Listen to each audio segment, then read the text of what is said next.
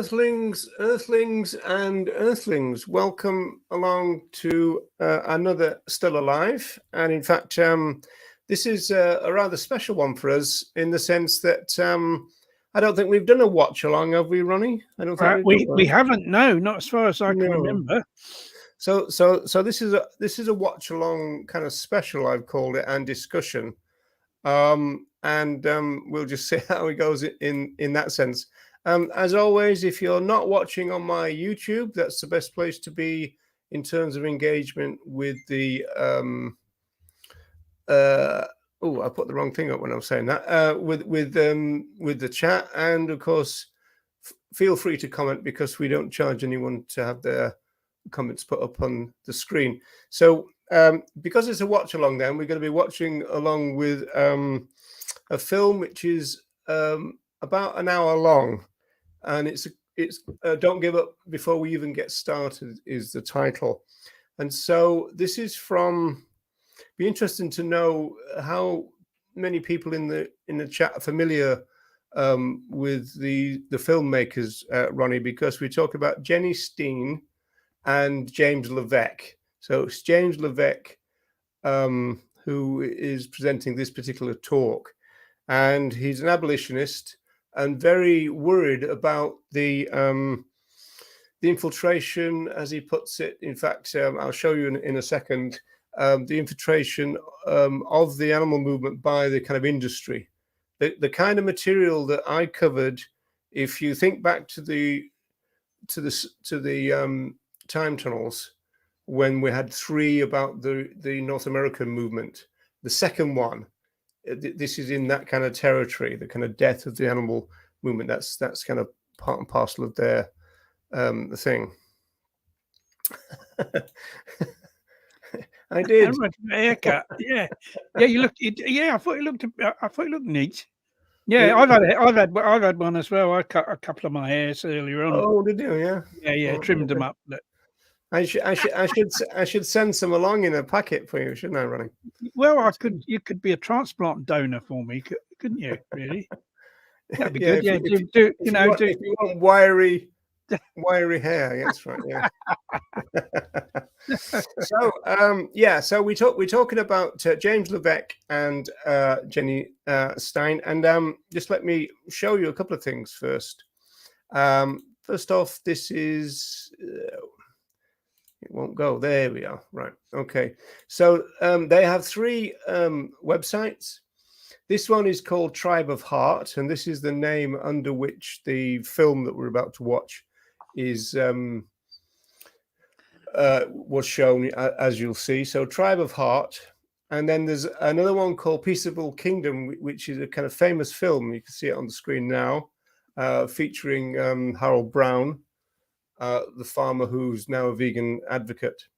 And so that's their Tribe of Heart site. And then just let me stop the screen and bring something else on for a second, which is another one of their come back, here we go, another one of their sites, which is called the Humane Myth.org. And I've actually got it on one of the most powerful parts of that, which is this essay here called The Invasion of the Movement Snatchers by James LaVeck, 2006. So quite a lot of their stuff is quite dated, but it's kind of like familiar territory for us, especially if you've seen some of the time tunnels. So this is a really kind of interesting thing, going through some work which talks about how it's been kind of conceptualized now in a book called Elite Capture, and these things here are really quite an interesting kind of idea. These 3 steps to how movements get taken over. First, isolate the radicals, then cultivate the idealists and educate them to become realists, or pragmatists is a word that we all know in the movement at the moment, and then co-opt the opportunist into agreeing with industry. And so this is a kind of like a little scheme that goes on, and some of that is coming up in the film. so a little bit of this kind of idea is coming in the film. But the Humane Myth is a really good resource, even though it's a little bit dated. Are you familiar with this site, Ronnie? Yeah, kind of vaguely. Yes, yes. It's not something I looked at recently, but I think I have in the past. Yeah, it was kind of like everybody kind of knew it, didn't they? Yeah, they did. Yeah, Some while ago. Yeah. that's right. And I don't know why, as it were, they are not doing anything now. I'm not quite sure. But that is true. Now, the way this is going to work in terms of the watch along then is I'm going to stop the film in 4 places because we want to chat about, well, I want to chat about a couple of things. And then there's going to be a long section at the end, which I'll put on full screen to finish with. And then we'll have a little chat at the end. If you do want to make a point, if you put it in the comments, I will stop the thing and put your comment up if you want me to do that. So bear that in mind. Right, I think Peaceful Kingdom is that. Okay, what's this? Oh yeah, is the film graphic? No, yeah, I should mention that there is actually a bit of ableist language. It's mainly for Jennifer, who was always worried about the graphic content of things, which is fair enough. Yeah, there's no graphic content. In fact, there was some which I've cut out. So there is some farming shots, but they're not graphic. It's just individuals in a feedlot and those kind of things, and trucks and that kind of stuff. So there's nothing graphic in that sense. Debbie's answering Jennifer, saying Peaceful Kingdom. That's the actual film. And so the one that I'm showing is mainly a talk, so it's not graphic, but they do show a couple of things. In fact, there's a promotional film by the industry which is anything but graphic. It's almost like not graphic enough, and you'll understand that when we come up to it. So that, yeah, there is a bit of ableist language in this talk, but nothing graphic. So I think we're set up then for going. Anything you want to say before we go, Ronnie? No. We'll chat soon anyway after the first little clip. We'll chat at the end. Yeah, I want to stop it after a couple of minutes. So we won't be long before we're rabbiting on as usual. So let me add that. Okay, now it's silent at the beginning, people, because I cut the music out for copyright reasons. But you will see that the sound will come on any second now. A few years ago, I encountered this truly remarkable essay. It's called Against All Odds, and I recommend it to anyone to read. It's such an incredible statement about human history and human potential. The author of this essay, Adam Hochschild, he wrote this basically challenging this idea that the problems we face today are so entrenched and so difficult, nothing significant can really be achieved in our lifetimes, and certainly some small group of people can't really affect what happens. And he does this brilliantly by taking us on this journey through the English anti-slavery movement. Because I'm talking about 2 different movements together, I'm talking about the English anti-slavery movement in history and the contemporary animal advocacy movement, I want to make no mistake that the individuals, groups of individuals that experience oppression and exploitation all have their own experience, and it has to be respected and acknowledged. And nothing that I do is attempting to compare the experience of any members of any group who have experienced oppression. However, what I freely do is compare the mentality of those involved in exploitation and caught up in carrying out oppression, because in my own study of history, I find amazing parallels between the mentality of those caught up in these negative practices across history. And I think there's a lot that can be learned from that. The grassroots movement to end the practice of slavery in England, which happened before it did in the United States, was the first movement in human history where large numbers of people who were not themselves the focus of the oppression, okay, so these were individuals who were not enslaved themselves, joined a movement to free those who were. Okay, so that's where I wanted to stop first, because this claim about this is the first movement that kind of focused on others than yourself, as it were. Yes. I don't know whether that claim is true, because James goes on to say that is this in a sense showing the evolution of humanity, because it's showing that we're kind of broadening our moral kind of horizons, if you like. So I don't know. Do you know if that claim is true, Ronnie? Well, I think it's true to some extent. I mean, you know, there were uprisings by slaves. There were uprisings by slaves to try to win their freedom. So they did fight for themselves as well. I mean, it's true that But that's not the same as a movement, that's though, is not the it? same as a movement. But I think it was all part of the overall effort to end slavery. And obviously it's true that very many people involved in the campaign to end slavery weren't enslaved themselves. So it's true that they were campaigning on behalf of others. Although he does say something a little bit contradictory a little bit later in a few minutes, where he says actually that some of the people in the movement were ex-slaves. And so in that sense, there's a bit of a contradiction there.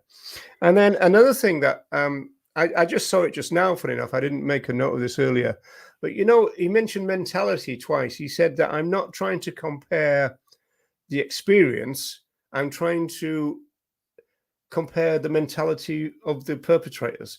I remember getting into terrible trouble in forums in the 1990s trying to use that line, because I was trying to say that, you know, people who, you know, maybe sexually exploit humans are the same as, you know, flesh consumers. And I was saying, I'm not trying to compare the experience of the victims. I'm trying to compare the mindset of the perpetrator. In other words, that their pleasure overrides, you know, the pain or whatever of the victim. I got into terrible trouble. You know, people just did not like that form of argumentation at all. I think they won't like it because, of course, it kind of reflects on them. If these people were that were complaining were consumers of animal products, then of course Yeah, that's right. Yeah. of course they're not going to like it. They're not going to like it because, in actual fact, it's true, isn't it? Yeah, Yeah. the thing is, Ronnie, I got to the stage where there was such a pushback from it that I wondered whether the comparison wasn't valid or not. I think you can use the argument about pleasure without making a comparison. I mean, I often say to people, well, look, at the end of the day, it's only a taste, isn't it? And all these animals are being slaughtered, and are suffering, you know, losing their lives, really just because of a taste. So I'll say that without comparing it to anything else, if you see what I mean. So it's kind of the same thing in that people are kind of prepared for others to be slaughtered and to suffer for the enjoyment of the perpetrator, so to speak, or for the people involved in it. Yeah, that's right. I mean, I even made the point that the mindset was similar, not exactly the same, but it didn't wash out. I was trying to do what he basically just did, which was kind of like, you know, I'm not making any claim about the victim, I'm making the claim about the perpetrators. So Yeah. Okay, people. So might actually be a good idea as well, Ronnie, is when the film is on, we could maybe mute ourselves. Might be the best thing to do too. So just as part of the thing, I might leave it on this screen, so that means that if things come up on the screen, it won't obscure us completely. Not that that matters too much, but I'll leave it as it is now. And it's just highly significant. We've had something like this happen in our lifetime. The effort to prevent the Iraq War was the first global effort to prevent a war from happening in human history. But way back in the 1700s, there was a movement that enjoined large numbers of people who had never, ever been involved in agitating for the end of a practice that wasn't directly affecting them. Very, very significant turning point in our hopeful evolution as humans, that this could be possible. Yeah, so that's the point he makes about human evolution. But just to answer this from Deb, yeah, that was their objection essentially, and of course they didn't like the idea that other animals could even be seen as victims. It's interesting, cultural speciesism is so deep that even words upset people regarding other animals as victims, regarding the perpetrators as perpetrators. All of that doesn't go down too well because, the exploitation and use and oppression of other animals is so ingrained in our culture that we don't like to use kind of negative words about it. Because, of course, obvious, isn't it, Ronnie, that it means that as I said, it reflects on them, and that's the bit that they don't like. Yes, of course, but I don't think that's a reason to refrain from. I think we have to say things as they are, and I think this is something I'll be kind of maybe coming on to later in the show. Okay, and that's part of saying things as they are, isn't it? it is. Okay, right. I'll continue then. And I just want to give you a little feel for Mr. Hochschild's essay and just read you a little bit, some excerpts from it to give you a sense of what he discovered when he studied this. From Sheffield, famous for making scissors, scythes, knives, razors, and the like, 769 metal workers petitioned the Parliament in 1789 because their wares were sold to slave ship captains for use as currency to buy slaves. The Sheffield cutlers wrote they might be expected to favor the slave trade. This was in their economic interest. This was a huge market for what they did. But they vigorously opposed it. Metal workers, by the hundreds. And their representative said, your petitioners consider the case of the nations of Africa as their own. Okay, 1789, metal workers going to Parliament saying, not on my watch. Okay, their case is my case. I mean, this is remarkable. Stephen Fuller, the agent for the planters, for the slaveholders, and a key figure in the pro-slavery lobby, he wrote in bewilderment that petitions flooding into Parliament were stating no grievance or injury of any land or sort affecting the petitioners themselves. Why? Because it was an injury to their conscience. And this was a new phenomenon in human history. Mr. Hochschild goes on, though born in the age of swords, wigs, and stagecoaches, the British anti-slavery movement leaves us an extraordinary legacy.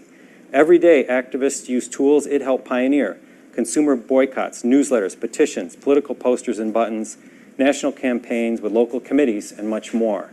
So all of these things that are so familiar to us, they didn't always exist. They weren't always practiced by people trying to work for change. In this remarkable period of human history, there was a blossoming of understanding, and the brilliance of it had to do with an understanding that if we're going to change this, it's going to be because a lot of us are involved. And not only are a lot of us involved, a lot of us understand what it is. How do you do that? And they came up with all of these devices and methods that we continue to use. That's how good they were. But what Mr. Hochschild focused on was not as much the methods, but the boldness of a small group of people meeting and saying, you know what? Let's stop this. This is crazy. This is horrific that our society is carrying out this atrocity on millions of people, and let's stop it, and let's start the work today. We don't know how long it's going to take, but we're very clear about what our goal is. We're not going to hide it from anybody, we're not going to water it down, and we're not going to assume that the same things that convinced us that this needs to end aren't going to convince other people. We're just going to share our experience.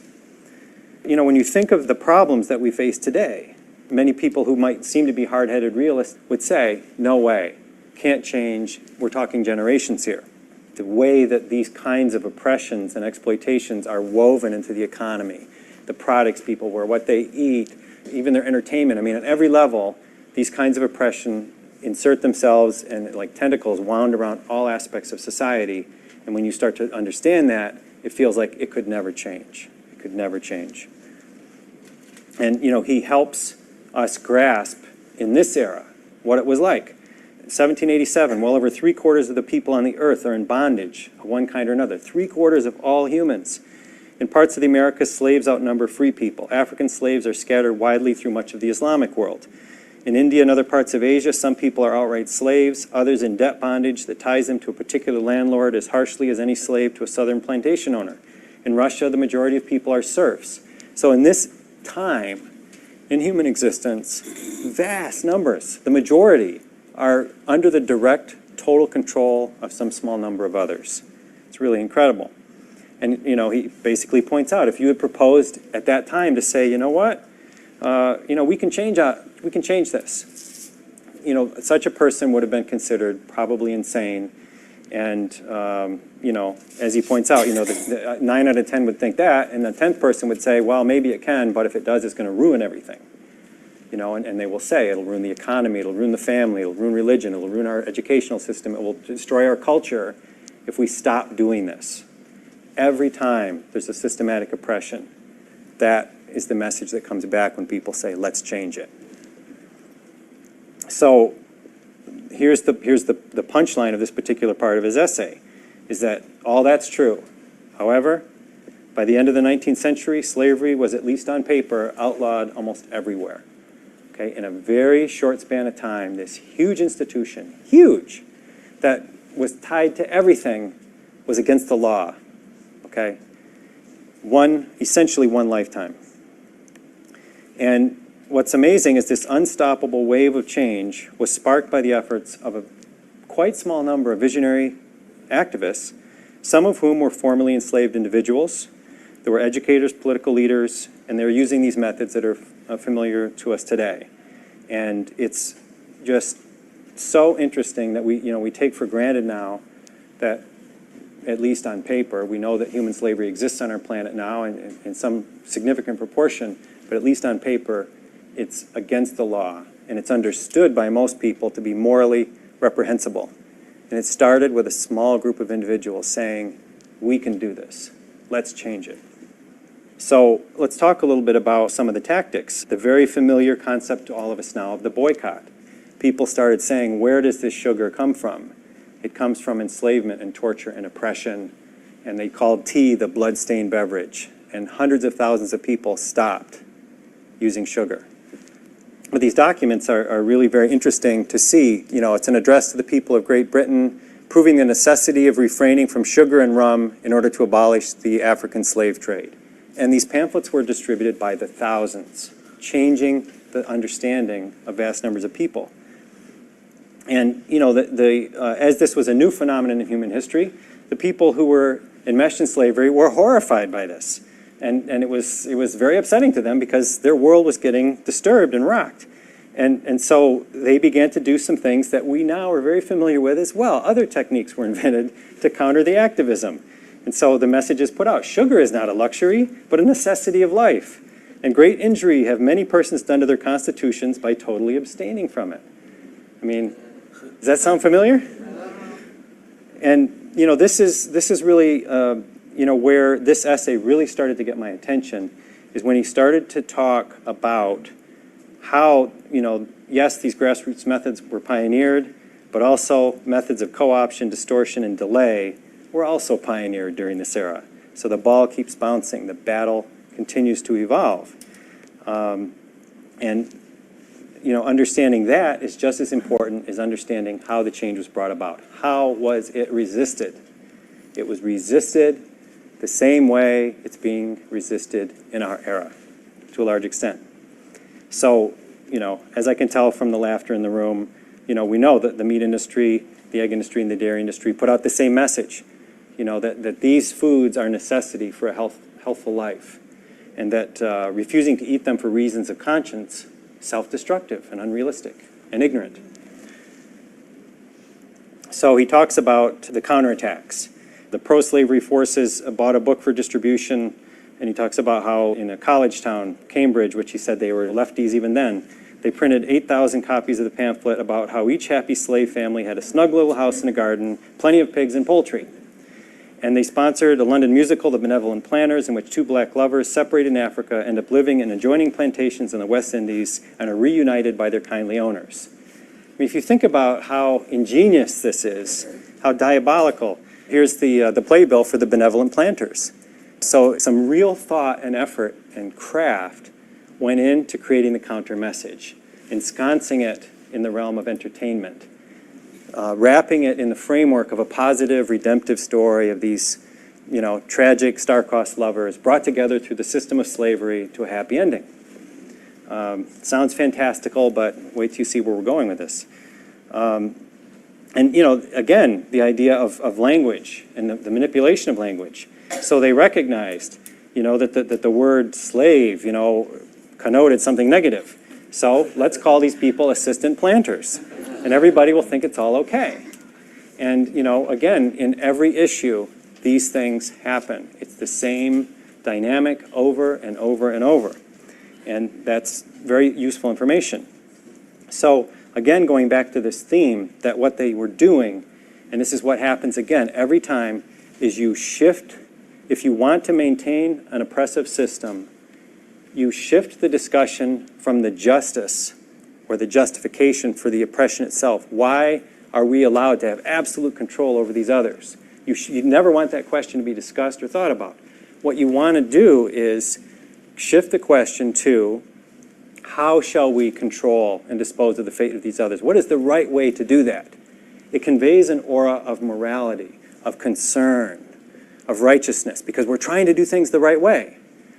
But we're not really talking about what is the right thing to do. It is very, very effective. So this brings us back to animal advocacy. Again, the shift in the last 5, 6 years, overwhelming to the question, even within the realm of animal advocates, humane treatment. How shall we use and kill animals the right way? This is what's going on. There was a conference in 2007 that was a very interesting turning point, where several animal farmers were brought to the conference to speak at the podium, and basically what they were doing was promoting their conception of, quote, humane farming. And there was one session in particular that was quite controversial, where a rancher named Nicolette Hahn Nyman showed picturesque photos of animals from her ranch that, basically are going to be born and killed after 2 years, who would live normally much longer than this. And she repeatedly talked about her respect and affection for these individuals and how she knew most of them by name. And her presentation, in many, many ways, was evocative of a presentation someone who runs an animal sanctuary might make. Individual animal stories, beautiful pictures, that kind of thing. And Ms. Nyman received particular praise from a representative of the Animal Welfare Institute, which was one of the sponsors of this conference. So I have a little audio here so you can get a feel for this. One of the things I want to say about Nyman Ranch is that the reason that we actually first began working with this company was that they instituted a practice I'd never seen before, which is that the stock man and woman who work with the cattle out on the range actually go with the animals to the slaughterhouse. They clear everyone else, all the strangers, out of the slaughterhouses and walk with the animal through the staging area to its death, so that animal has the comfort of a familiar face. And the only stranger there's only one stranger for that animal in the entire process once it's off the truck. So I think Nyman Ranch, as far as I know, is the only company who does that. And I think it should be standard practice, frankly. So remember, this is at an animal advocacy conference. Okay, so that's the next bit I want to talk about. Well, obviously, you had the animal welfareists talking about other animals as it repeatedly, which is pretty standard, I suppose. But the thing about the animal advocacy conference, it is disturbing when people who have this kind of message, this co-option message, end up talking in these kind of venues. And it's happening right now. And this is one of the reasons why we thought it was a good idea to show this film, because it's not, I mean, it's 12 years old, but this is happening right now.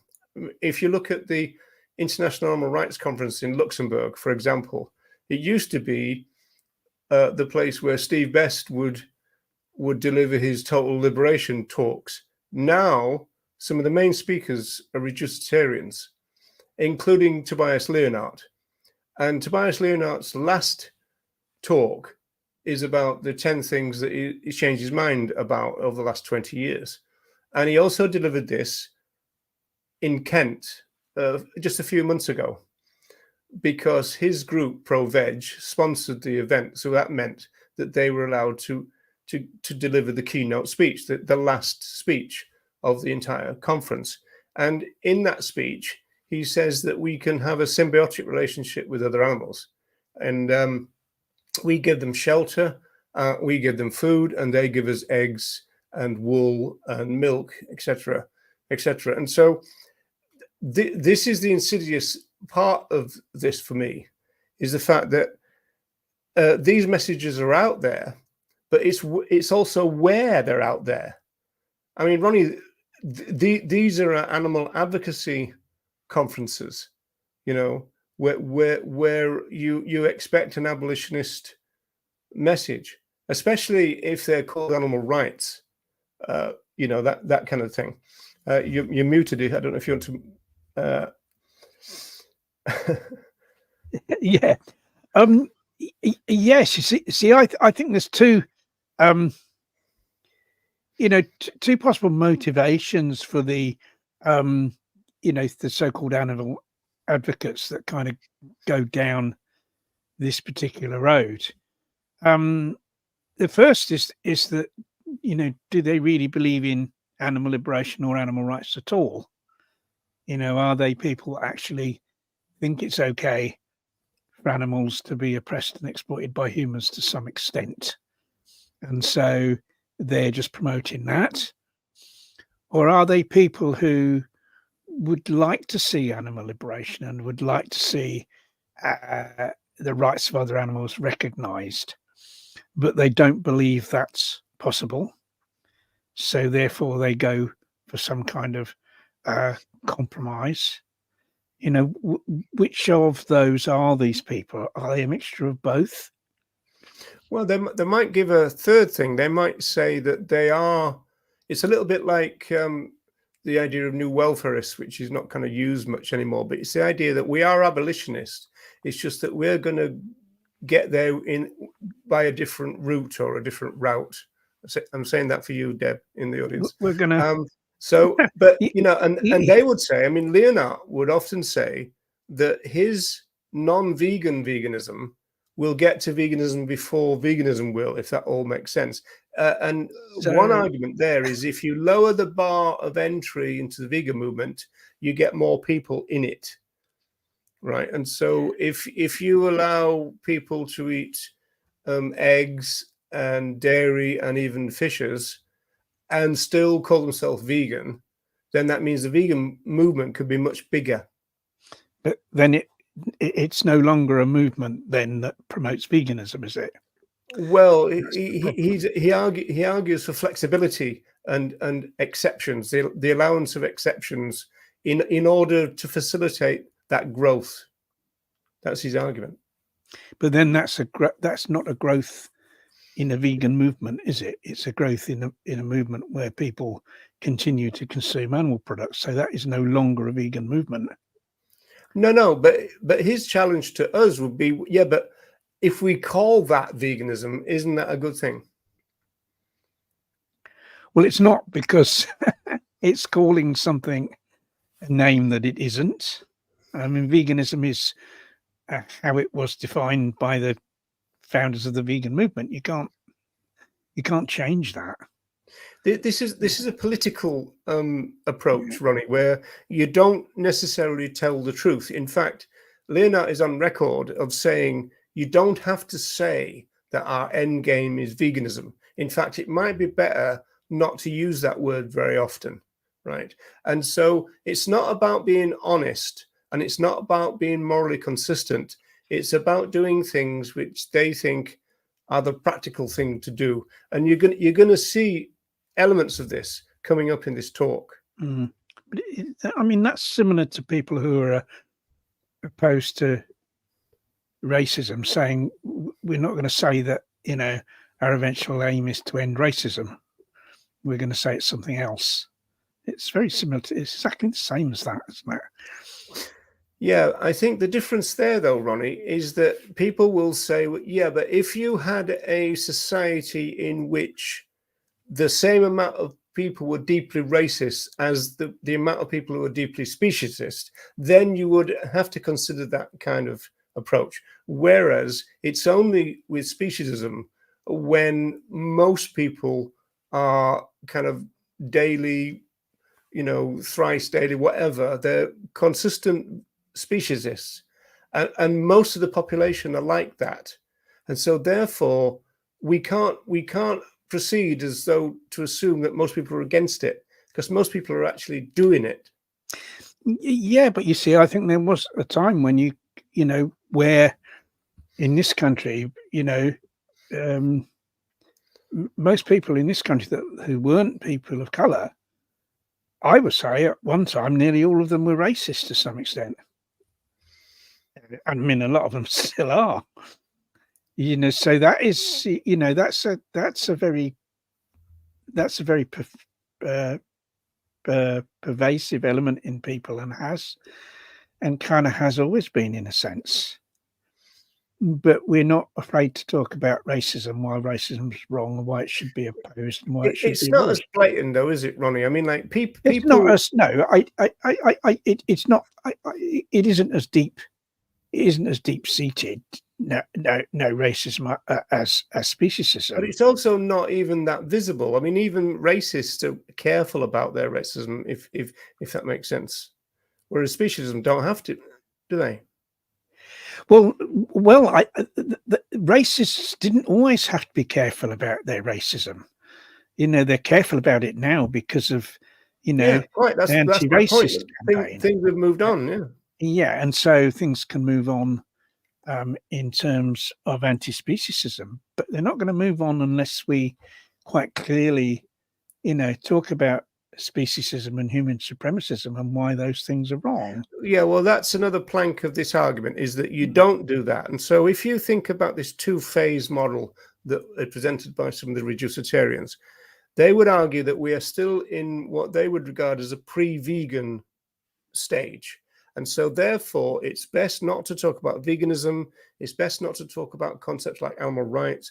It's best not to talk about things like speciesism.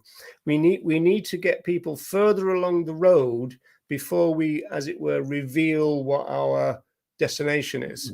And so you need to get them to be interested in free range, and you need to get them interested in welfare reforms, and you need to get them to show that they care about other animals, and then you move them on. One way to do that is don't kind of like scare them away at the beginning. I think whether you scare people away or not is how it's presented. I think you have to present things as they are, because otherwise there's no guarantee that anything's going to change. If you're still encouraging people to consume animal products, what's to say they're going to just carry on doing that, and they're going to carry on doing that thinking it's okay? Because the argument is that they're the kind of people who won't, or who will say maybe have a meat-free Monday, and so they become that kind of person, and that kind of idea then means that you can, as it were, work with them. The people who are kind of not interested, there's kind of nothing we can do with them. So you've got to gradually move them a little bit along the path before you can really kind of talk to them. But Deb has identified the problem here, and this is really interesting generationally. When will be the right time? Because part of this two-phase model idea is that there will be a time when people are ripe, as it were, to hear about the vegan thing, right? The only problem is that, well, if you've got a generation that goes through the welfare thing, and then they're ready, right? Well, what about the other generations behind them who are not? They're still in the pre-vegan thing. So there's never a time when you can kind of declare the vegan part of it, because there's always going to be people in the population who are not ready for it. So the model, I think, kind of breaks down within its own logic, I think. And what about the people who kind of would be vegan, but you're not talking to them about veganism. You're talking to them about reducitarianism, and yet there are people there that would be vegan. And I think by promoting veganism, by promoting abolition, then you kind of get people that come some of the way and fall short anyway. I think that kind of happens in any case.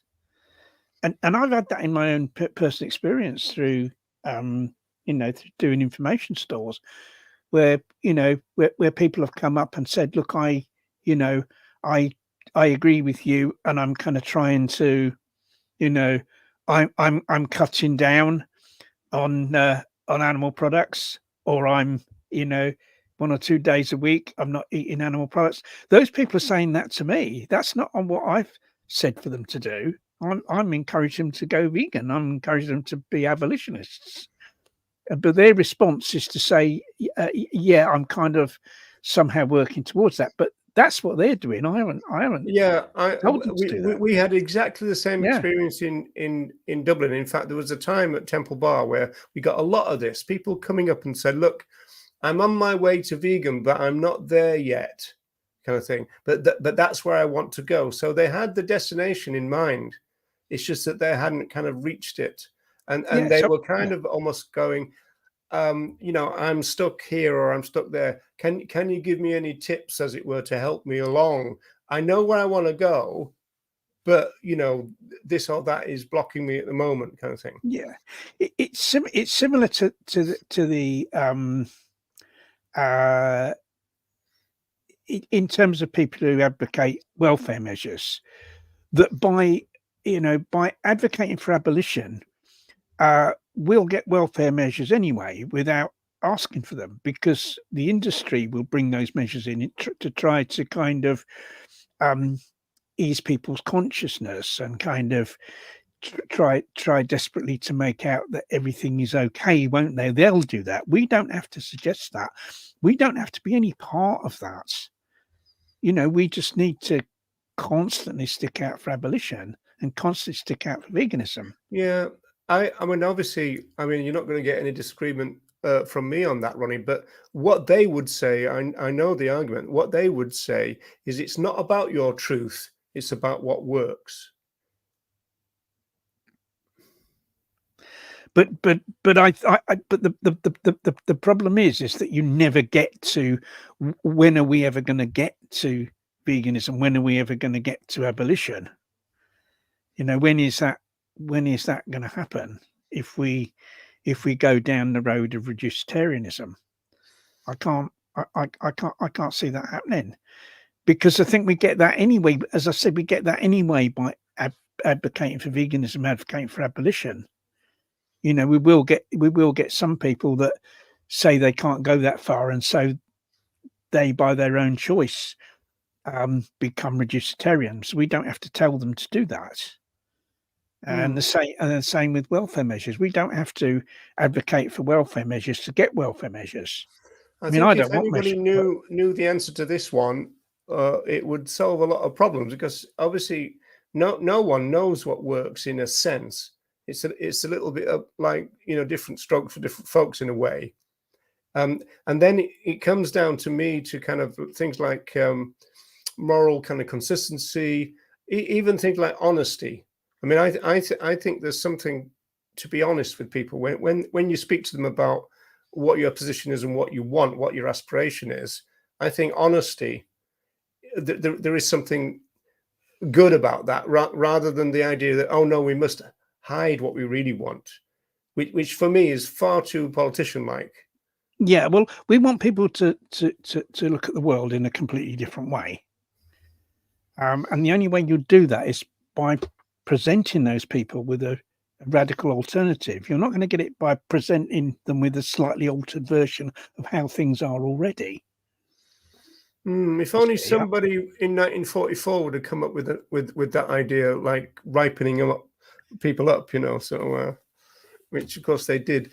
Anyway, we better move on, but it is interesting that these ideas are bouncing around in animal rights conferences, and you think, well, of all the places, see, I think that the interesting thing about it, where you got vegetarian groups now call themselves vegan and all this kind of stuff, and vegetarian days are all fading out because veganism has kind of taken over. Now, these people, these reducitarians, would be much kind of happier and more at home with the vegetarian events, but there isn't any, right? And so therefore they've got to try. It's like the concept of carnism. Carnism is a vegetarian concept, but they've tried to have to veganize it a little bit in order to get it into the vegan conferences, because there aren't any conferences being made by vegetarians. Right. And so it's been a bit of a kind of dilemma. They're almost like going, well, look, we're having to go to these vegan conferences and tell people essentially not to be vegan. So that's made their job a little bit harder. Not that worries me or anything, but it from their point of view, it would be easier if there was a big audience of people who are not vegan already.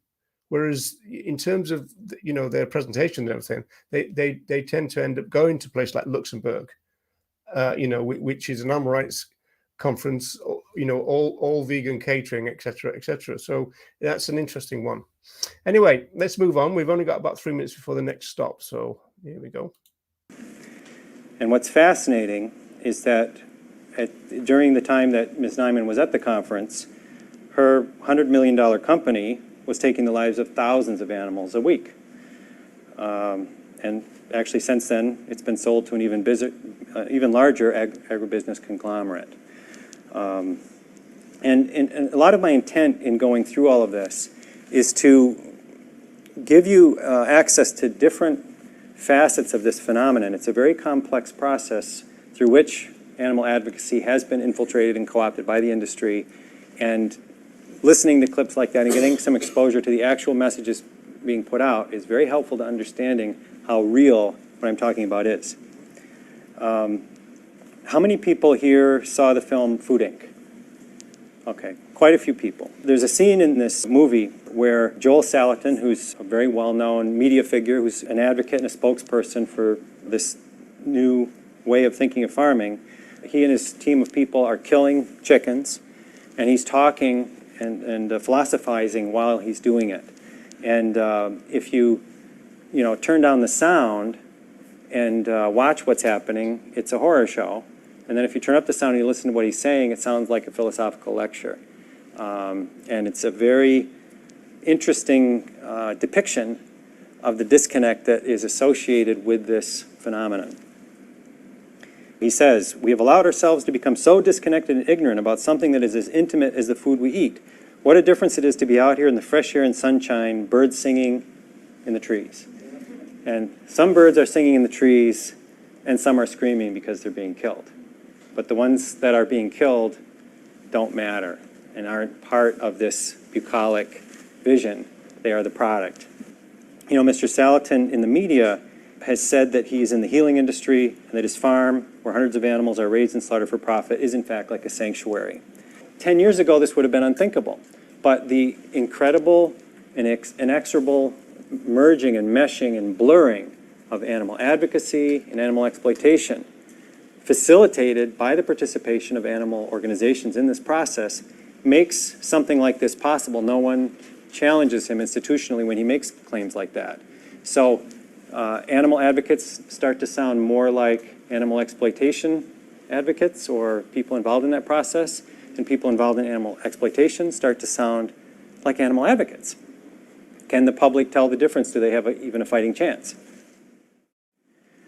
There are always ways that the language of justice are warped and turned and twisted, and it's never straightforward. It's a process.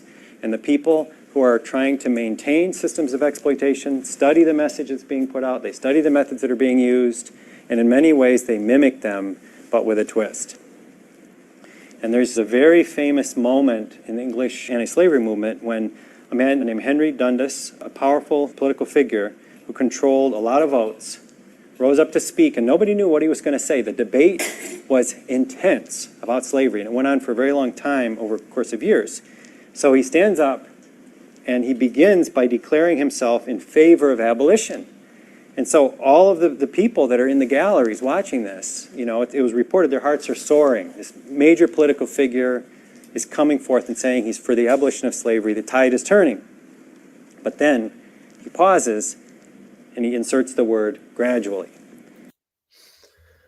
Right. So this is just a very brief interjection to say that I've got a clip at the end of Tobias Leonhardt saying exactly the same thing. And this is the important point, is the fact that although this is 12 years ago, this process that is being described in this video is ongoing. It's still going on in conferences that are being promoted in places like Luxembourg, which is described as an international animal rights conference and this kind of stuff. So these things are going, and this idea of gradually, you wouldn't have thought that an animal advocate would be able to stand up in front of a group of vegans and say, we should slow down. But that's exactly what's been said. And we're going to see that right at the end. So I'll give you the heads up on that a little later. I just wanted to flag that at this stage. And then people start to understand what's going on. That, you know, the situation has shifted to a point, like it has with animal advocacy in our country, where large percentage of the public say, you know what, I'm concerned about animals, I care about animals, there's an awareness. And so the idea is to take that awareness and bend it. So he wants to say that, yes, abolition, isn't it great, but we mustn't rush into it. And when he's talking about not rushing into it, he's not talking about next week. He's talking about decades. So, you know, this tactic was an effective means of stopping the Parliament from voting to end slavery, while at the same time seeming to be for that. And again, these parallels are amazing. Dundas's role is not unlike that of the role played by John Mackey of Whole Foods, who was publicly lauded as a vegan by numerous leaders of well-known animal advocacy organizations, though he was at the time and still is the CEO of one of the largest meat-selling corporations in America. So one of the largest meat-selling corporations in America, vegan, brought into the same little container in the human mind. Okay? This is a very powerful act, has huge consequences. The term vegan originated in the 1940s, and it's connected with an English person by the name of Donald Watson. And from the very beginning, what was the core of veganism? It was a decision not to participate in the exploitation of others. That's what it means to be vegan ultimately. In its historical, proper sense, it means I am not going to participate in the exploitation of others to the extent I am capable of. It's very clear. So it goes without saying that whatever Mr. Mackey's personal dietary habits might be, as one of the largest meat sellers in America, it's quite difficult to imagine how he could be described as a vegan. Okay? That stretches the imagination, to say the least. At an animal rights conference in the critical year of 2005, when this huge shift of embracing the industry and shifting the message toward the promotion of humane animal products really gained a lot of steam, the president of the largest farm animal sanctuary in the U.S. introduced Mr. Mackey, who was given the honor of keynote speaker at the conference. And here is the introduction he received. Now this year, obviously, the title of this is The Power of One. Our next speaker is one powerful fella. He is one of the most influential people in the food business in this country. He also happens to be an outspoken vegan. Okay, my last intervention for now, which is, it's a bit painful this, because the power of one was one of the things which really caused a massive fallout between Gary Francione and Tom Reagan, because Reagan decided to talk at this. In fact, he gave the last address of this conference, which was kind of full of animal users and everything. And it's, you know, it's a real kind of shame that it did that. It was kind of part and parcel of Reagan's decision to split from Francione and try and work within the movement rather than standing outside of it, like Francione has largely done, declared himself a counter movement. And so, you know, if you're going to be working inside the movement, then it means you get involved with things like this, which are incredibly problematic, right? And so that's a real shame. Now, so for the rest of it, I'm going to put it on full screen for the rest of it, folks. And so we'll see you at the end, and then we'll go from there. Okay. He's spoken out publicly to major media like the New York Times, Newsweek, about being vegan. I've also had the opportunity to be in meetings with him where he is speaking with folks who are not vegan about the benefits of being vegan.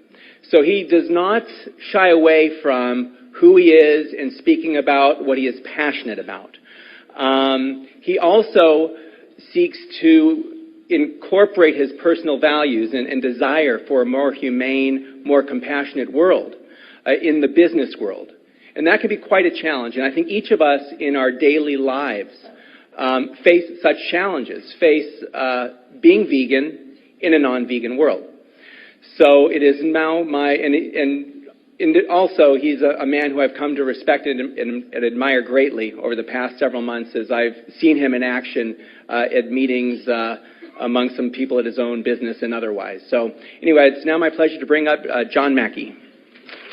So when you think about what's going on in this moment, in my opinion, the word vegan was degraded and stripped of any connotation of what makes it such an inspiring ideal.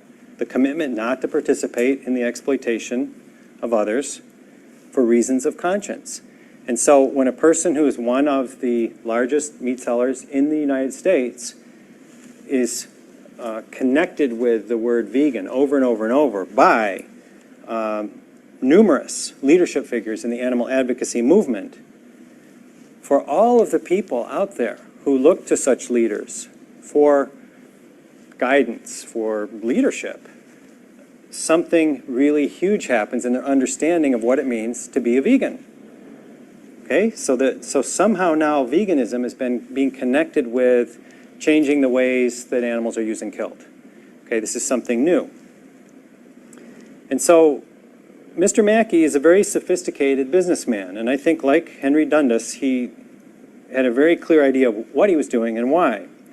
So when he began to speak at this conference, you know, very similarly to the way that Mr. Dundas rose up and began to decry slavery and the need for abolition and engaging the people who cared about the issue, well, let's listen to Mr. Mackey. Gene said something very important today when he got up to speak at lunch, and we saw those moving films about what Humane Society of U.S. was doing and all the different things that we were doing to help the animal victims in Katrina. But the thing that got me was when he said, yeah, over 6 million farm animals died. You know, for every cat and dog we saved, there were 6 million farm animals that died. That's a lot of senseless death. And God, we in America we kill, if you count the farms, catfish and whatnot. I read it in the book. It's up to over 11 billion animals a year. I mean, it's incredible, the slaughter that's going on. And hearing this, we can picture ourselves being at a conference, seeing someone who's a very charismatic, so-called captain of industry, Fortune 500 leader, talking this way. There's a sense, oh my God, he gets it. He gets it. He understands the scope of this. And there's this sense of rejection of it. But wait till you see where we go. So he goes on later in his talk to discuss how he worked together, how he brought together a coalition of those involved directly in the exploitation of animals and animal organizations to develop a new set of standards, which at that time were called the Animal Compassionate Standards, for the use and killing of animals. So animal advocates, leadership figures from some of these large organizations came together with people from industry, met behind closed doors, and hashed out what would be acceptable.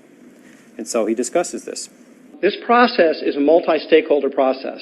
And the way it works is we brought in all these activist groups that you see down here, AWI, VVUSA, PETA, HSUS, ARI, and Farm Sanctuary have all participated. And if there's some other group here that's participated that I just left out, sorry, talk to me afterwards. You're not invited to the meetings anymore. No, I think that's everyone that's participating. We also have the producers come in, and there's a species at a time, and it's and then we have Whole Foods people that are there. We have animal experts, and they're all animal experts who are care deeply about animals, and PETA and Viva make sure that there are vegan type veterinarians that are there, that so that there's our animal experts, scientists, so that there will be a wide representation of science experts there. Because, oftentimes you get into kind of a disagreement between what the producer says and what the animal rights people say, and I mean, heck, Whole Foods doesn't know what to do, so we have to kind of refer back to the animal experts. They need to sort of guide us. We also have our auditor there.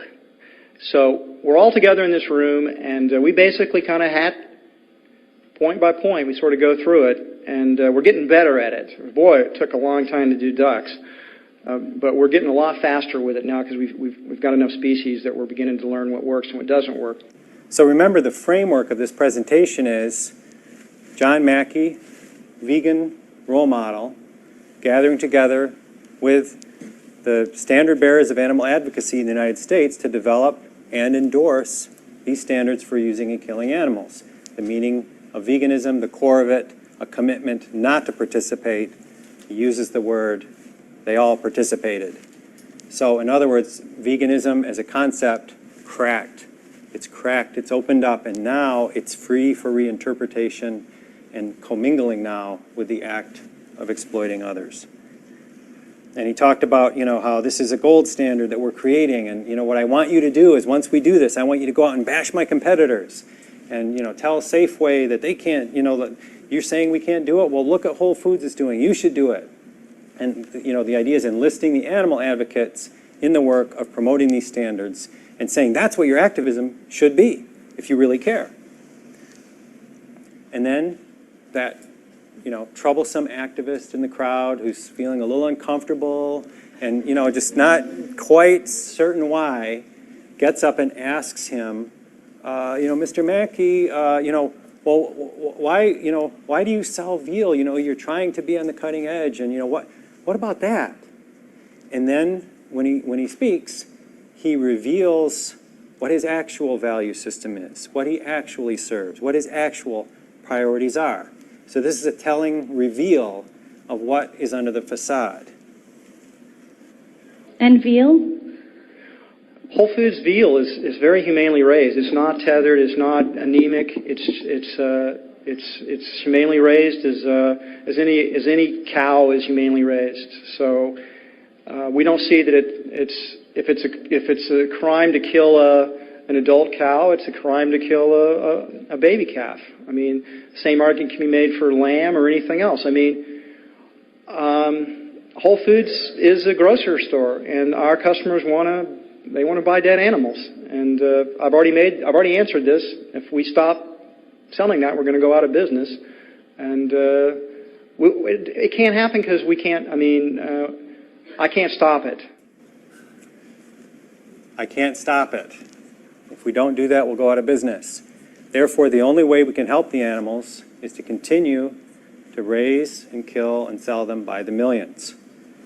This idea was put forth by the CEO of a Fortune 500 company to a room full of animal advocates, and the sale was made. The sale was made, okay? At least to these large organizations that got on board with this and formally endorsed it to the public. Okay, so if you wonder why there is a certain amount of struggle and conflict within the world of animal advocacy in our particular era, I would trace a great deal of it actually back to this time in 2005 when industry was allowed to come right into the center and start dictating the meaning of the concepts that guide our vision. And people that were so caught up in large-scale exploitation were held up as role models. So 4 years after this, so after being endorsed by 17 animal organizations with a high-profile media blitz that really branded Whole Foods as the, quote, animal-friendly meat seller. Okay, very successful. New York Times articles, a lot of TV coverage. None of these standards were ever implemented, but the public is largely not aware of that. The impression was made, Whole Foods is a visionary, they're going forward in a new direction, they care about animals, and actually, all of this endorsement was given by all these animal groups before anything had actually been done. Nothing ever was done. Now, we get up to the present day.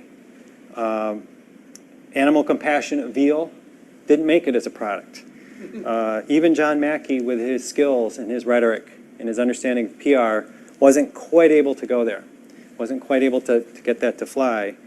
And now they have a new program, and it has a different feel to it. It's called the Global Animal Partnership 5-Step Trademark Animal Welfare Rating Standards. Okay, so this is the new iteration of this attempt to combine the exploitation of animals with the aura of being extremely concerned about their well-being. This Animal Compassion Foundation, which was the entity that was used prior, is used again, but now it's called Global Animal Partnership. The executive director is Mian Park, who not long ago was widely admired by many animal advocates, including this animal advocate, in her role of bringing open rescue to the United States. And she was a pioneer in bringing this method of activism of going into these facilities, openly documenting what was happening there, bringing some animals out, and having a tremendous educational impact. And this technique was pioneered by Patty Mark of Animal Liberation Victoria in Australia, who's an incredible activist, and she's still doing it. But, you know, making the transition from a grassroots leader to a vice president at the Humane Society of the United States, Ms. Park offers the Global Animal Partnership a potent combination of activist credibility and corporate nonprofit savvy. If you're the meat industry, who do you want up front as a standard bearer? Who's going to have credibility? Someone who's connected with animal advocacy. Couldn't be better. This organization is undoubtedly going to enhance shareholder value for Whole Foods. You know, imagine the profits if we can get people to feel like buying our products is a form of activism. You know, I mean, who's more loyal and more committed than an activist? So now we come back to Mr. Salatin and the idea that he does kill the animals, but he runs a sanctuary. You know, it starts to make a little more sense. At the same time that animal organizations and sanctuaries are stepping forward to publicly validate the concept of humane farming, often through this vehicle of these statewide legislative initiatives, the Global Animal Partnership unveils an approach to using and killing animals that can be touted to farmers as more profitable and to the buying public as healthier, more sustainable, and more kind. Okay, now think about that. This is something that Harold Brown brought to my attention. Healthier, sustainable, more kind. Doesn't that sound like the vegan diet? And, you know, so this identity in the media that Mr. Salatin has constructed for himself evolved beyond as merely meeting the demand for natural, wholesome, and humane products. It takes on an even greater aura now of, you know, providing customers with a sense of meaning, with a feeling of being part of making the world whole again. We all feel bad about the way things are going. There's this desire to take part in making it better. Harnessing that and putting it in service of brand loyalty and purchase of a certain type of product, very typical strategy, very effective. So Mr. Salatin basically created a situation where the purchase and consumption of the products of exploitation are experienced by his customers as profound expressions of self-care, environmental sanity, compassion, and even activism. Again, what does this remind us of? The things that we say about taking on the commitment of veganism. Now, Mr. Mackey is the person to mainstream these things. So he is going to make this kind of experience that Joel Salatin does on a small scale available to vast numbers of people. So at a recent Whole Foods store event in Central Florida, a large display was set up in front of the meat cases to publicize the rollout of the 5-step standards. And this is a graphic, not of this particular store, but typical of the ones that are out there. And the part that you can't read up there says, We're working together to raise the quality of life for farm animals, a tiered program that supports and recognizes farmers and ranchers for their emphasis on the well-being of animals. And if we care about the well-being of another, do we take their lives? Seems a little bit contradictory. And I know the person well who observed this in this store in Florida. Cattleman Will Harris was observed handing out meatballs on toothpicks to passing customers, directly inviting them, come on and try a bite of one of my happy cows. And when this person I spoke with asked him if the cows were happy to die, he just turned away and went on to the next person. Now I'd like to share with you the promotional video for the Global Animal Partnership. And while you're watching it, think about what the message being sent to the public is, what the bottom line, where all this leads. It's about 5 minutes.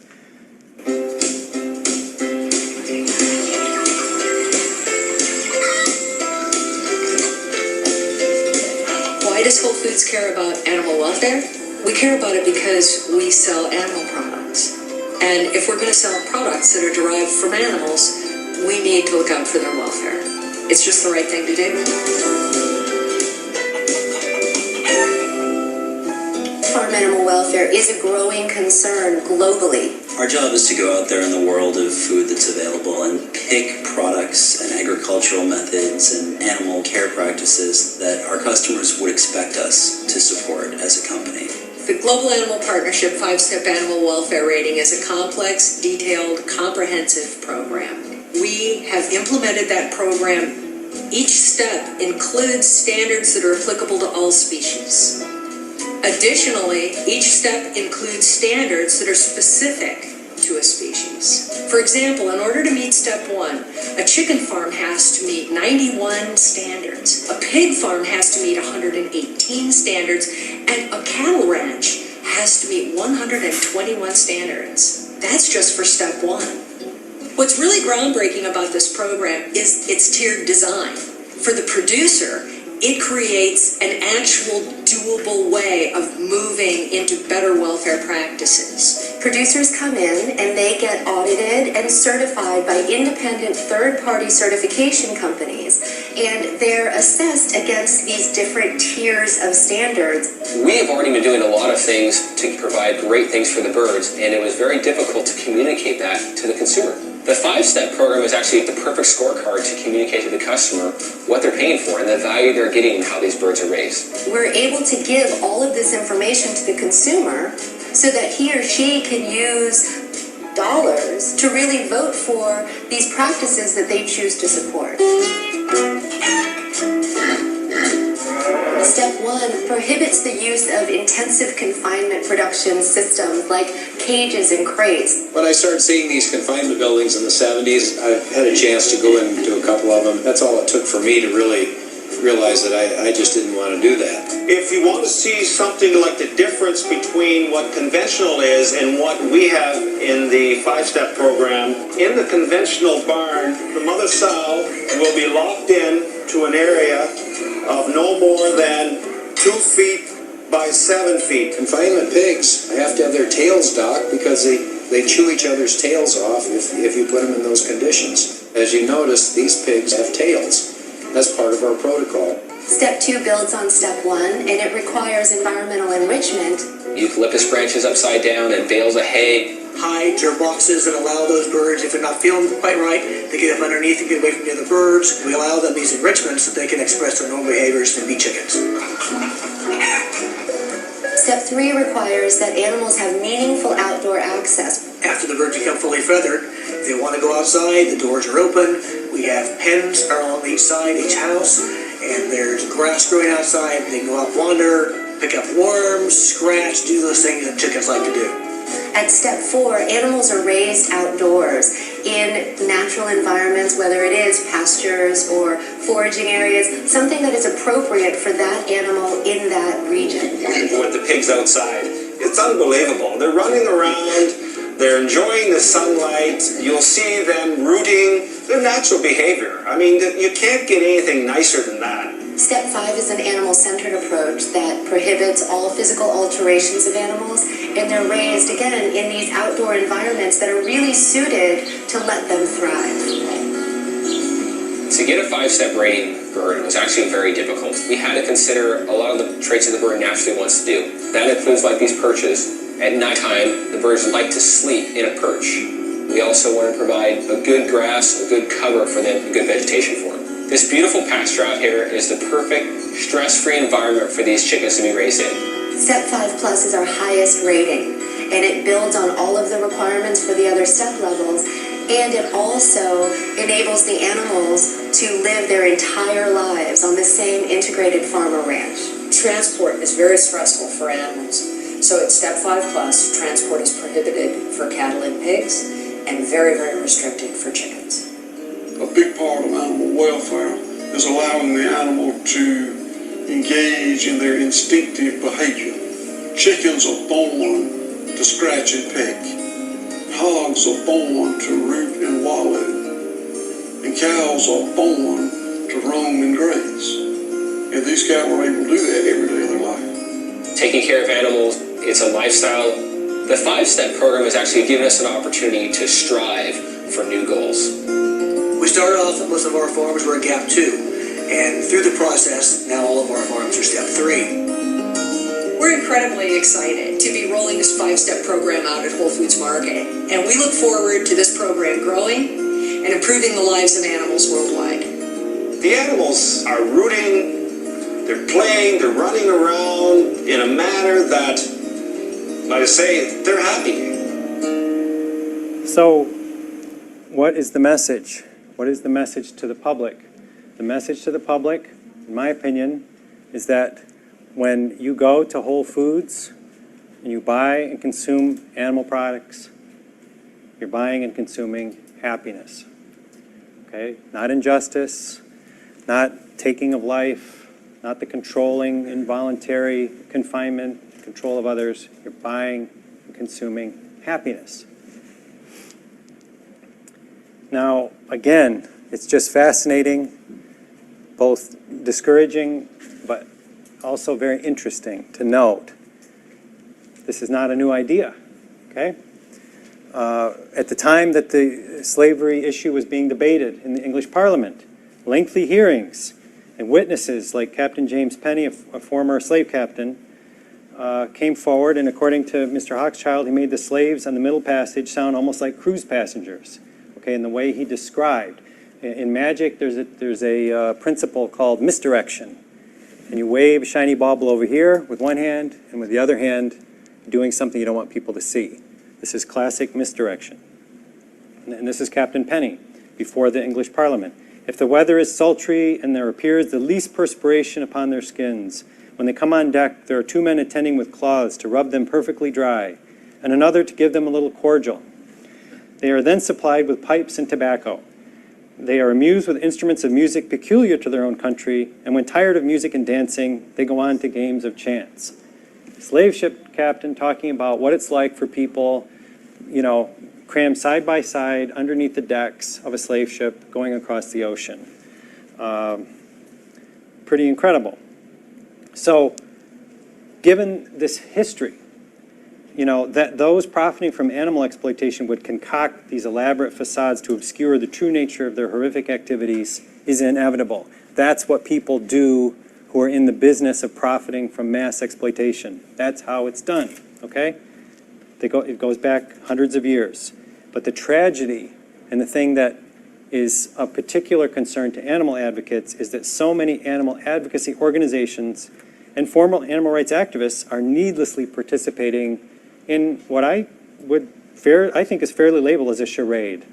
The industry would do this on their own. They don't need the help of animal advocates to carry out this charade. You know, and the board of directors of the Whole Foods Global Animal Partnership, along with Mr. Mackey and other meat industry figures, includes the CEO of HSUS, the director of the Compassion in World Farming Organization, the director general of the World Society for the Protection of Animals, and a consultant for People for the Ethical Treatment of Animals, okay? So the participation, the endorsement, the validation, the credibility, it's massive. It's a major commitment. So that video was very slickly produced, and it really sidestepped the core question very, very successfully. When I was watching it, and probably a lot of you were doing, I was imagining just an average member of the general public who didn't have special knowledge, after I see that video, I'm getting in the car and going down to Whole Foods now. You know, it's very persuasive. We're progressing, you know, we're working on it. There's lots of details. It's very technical. It's a step-by-step process. We can make things better and better and better. And it's very persuasive. But what's real? And our, you know, is this really a question of philosophy or strategy on the part of these organizations that are involved with this? Or is it a matter of just public integrity? Are they telling the public the truth? Is this organization that they've become a part of telling the public the truth about what happens to these animals and what the significance of it is? I don't think that they are telling the truth, and I think that that is an even more basic problem than strategy or philosophy. I'd like to share a short excerpt from our film, Peaceable Kingdom, The Journey Home, where the concept and the meaning of the word humane are being discussed by two people who are actually with us today, Harold Brown and Casey Mell. People who had a lot of life experience and direct knowledge of these issues. Okay, I'm sorry, sweetie, but hopefully this is going to help a little. It's sweet and it's what a good girl. I've run into people who feel that there's got to be a better way with, you know, the small family farm or humanely raised. The thing is what is humane? You know, it needs to be treated with respect. I mean, when we talk about humane treatment of other people, what does that mean? Now that means that we treat these people with respect, with consideration, with, regarding their basic rights as human beings. So when we apply this to animals, then why aren't we using the same parameters?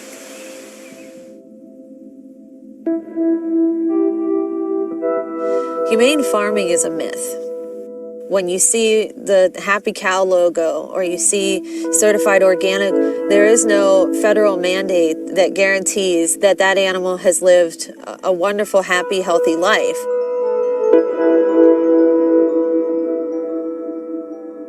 The last time I looked at the dictionary, the definition for humane was framed by 3 words, which is compassion, kindness, and mercy. I've been to the most humane farms that are out there, and they still have the same ultimate destination that every farmed animal has. They are all going to slaughter. They will all one day end up in a kill line, and at some point, somebody's going to decide that today is the day you're going to die. If you think about what helps change a pervasive injustice, what is it other than more and more and more people understanding exactly what it is and whom it is happening to? Does the message being put out by the Global Animal Partnership do that? You might have noticed in the promotional video for this program that the word thrive was used. It helps the animals thrive.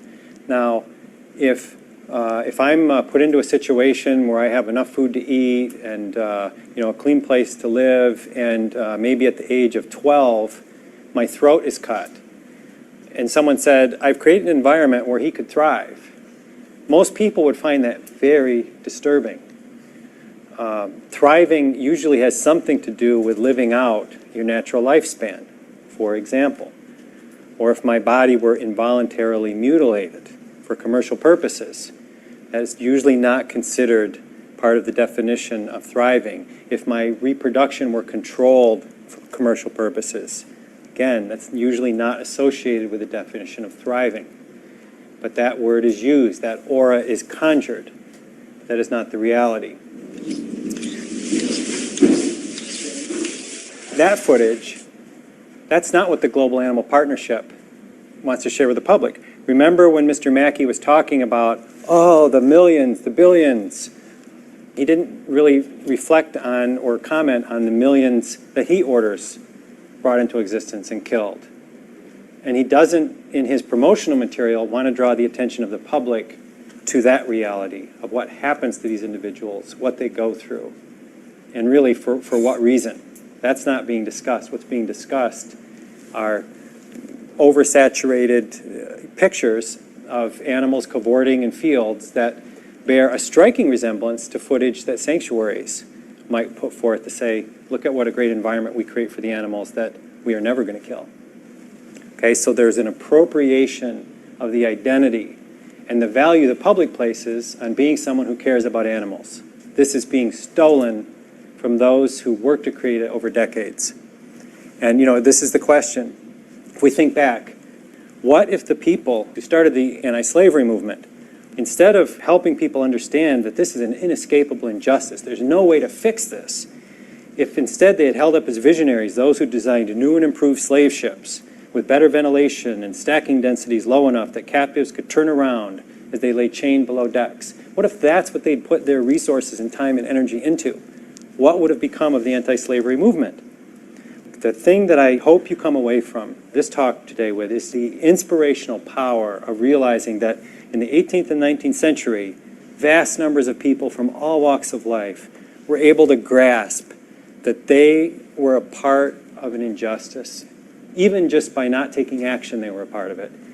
And that they could do something about it. They could listen to their conscience. They could be stirred and moved to do something because it was the right thing to do, because it would uplift our human species and improve life on our planet.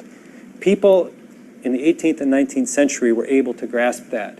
Can we possibly believe this contention that in our era, people are not equally able to grasp this? I don't buy that. That's not been my experience. And come back to the perspective. The modern women's movement and some of the initial efforts to advocate for animals were advanced by those first inspired by the movement to end human slavery. These things are connected. They're in a lineage. People began to think, I don't want to participate in the exploitation of that group.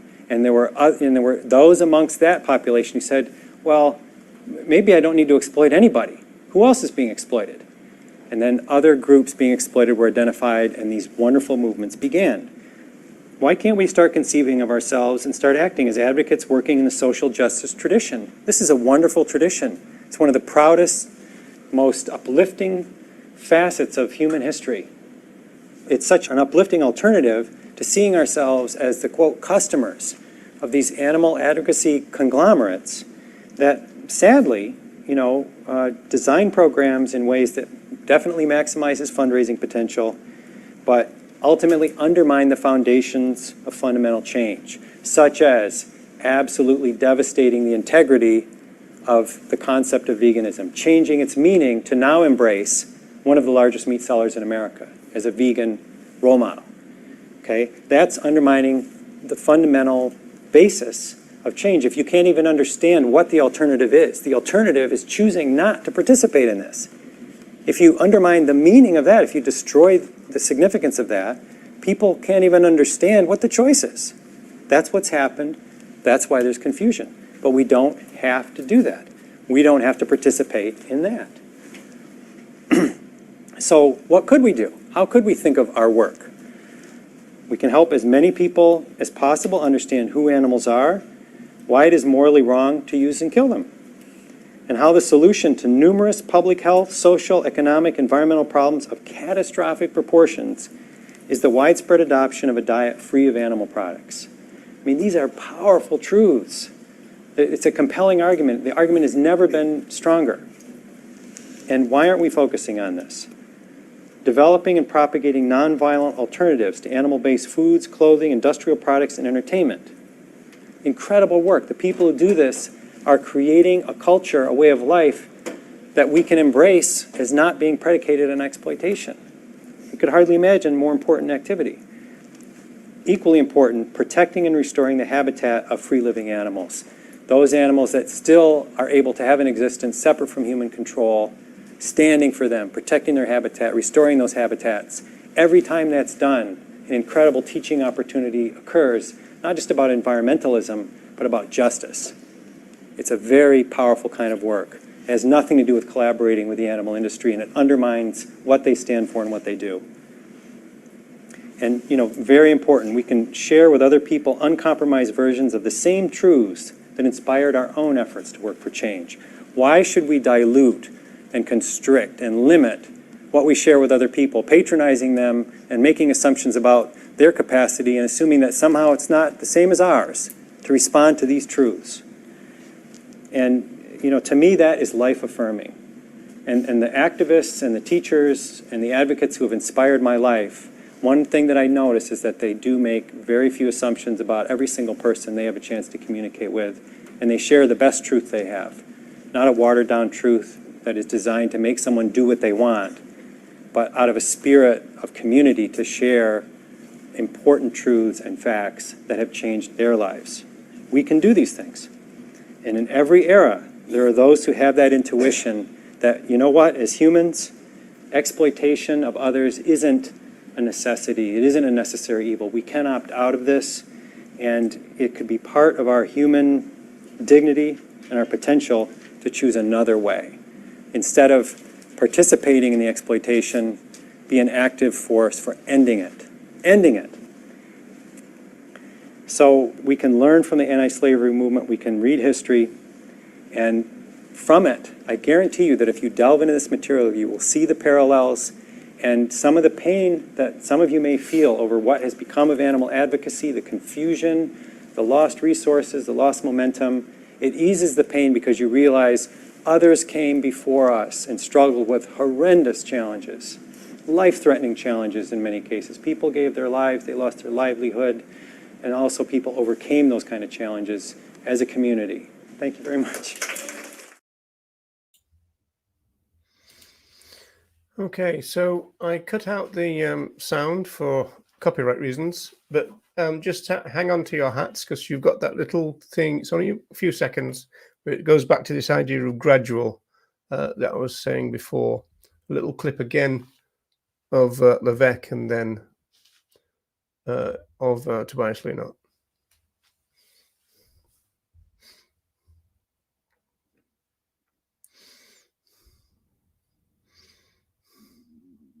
And so all of the people that are in the galleries watching this, you know, it was reported their hearts are soaring. This major political figure is coming forth and saying he's for the abolition of slavery. The tide is turning. But then he pauses and he inserts the word gradually. So I'm in favor of like taking this very gradually. So compassion at this moment costs too much. So this thing, meat is murder, dairy is rape, could be true. I don't know. Yeah, that includes a couple of things there, Ronnie, because, and you're muted by the way, but it's interesting because that thing about meat is murder, dairy is rape, I always thought that was going to be a critique of the language used, and maybe, you know, that's not the thing, but to actually say that at an international animal rights conference in front of an audience of vegans and then say, I don't know, I thought was amazing for someone. I mean, like we might think that language is not helpful, but to actually not know that that's what's going on is really interesting, you know, to me. Yeah. Yes. I thought there's some very good points made towards the end of the film. One was about the use of resources, and when he was talking about the campaigners against the slave trade, had they put their energies into campaigning for better conditions for slaves, you know, more space for them and that kind of thing, better designed slave ships, had that energy gone into that, then we'd have never seen the end of the slave trade. And then also the point about free living beings, that it's important to protect the natural world. I thought that was a very good point as well. Because I think in a sense, it's very much about resources. Now we see what we see here with lots of organisations and campaigns is that a lot of their resources are not put into promoting abolition, and not put into promoting veganism. They're put into promoting welfareism. They're put into promoting better conditions under exploitation of other animals. And one thing that's happens a lot here in the UK, and I'm sure elsewhere in the world as well, is that you've got organisations who promote veganism, but they also promote welfareism at the same time. I mean, we had an example on one of the shows quite recently of a campaign by the Animal Justice Project against some egg producers, where they were campaigning for a supermarket no longer to stock eggs from a certain egg producers because of the conditions the hens were kept in, and they were wanting people to sign a petition along those lines. Well, that isn't promoting veganism. That's not promoting veganism. That's just saying that we don't want people to buy eggs from this particular place, or supermarkets to stock eggs from this particular place because of the conditions the hens are being kept in. It's not saying that people shouldn't consume animal products at all, and that supermarkets shouldn't sell animal products at all. So all that energy of that campaign, of that organization, and also all the energy of the people they are asking to get involved in the campaign and sign petitions for that, put into something other than promoting abolition, put into something other than promoting veganism. And that is not a good use of energy, and that is similar to people opposed to the slave trade campaigning for improvements to the slave ships. And this is the problem. We see this all the time, where so much energy is put in of organisations is to put into things other than promoting veganism, and it's a huge waste of resources and a huge misdirection of resources.